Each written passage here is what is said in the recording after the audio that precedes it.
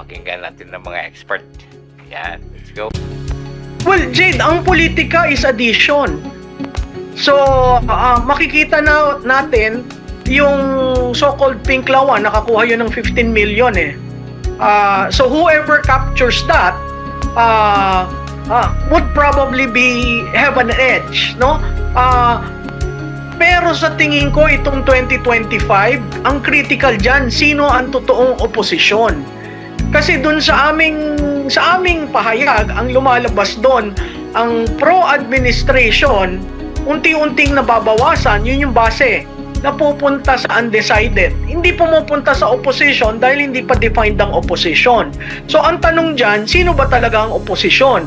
Ang opposition ba ay Pinklawan?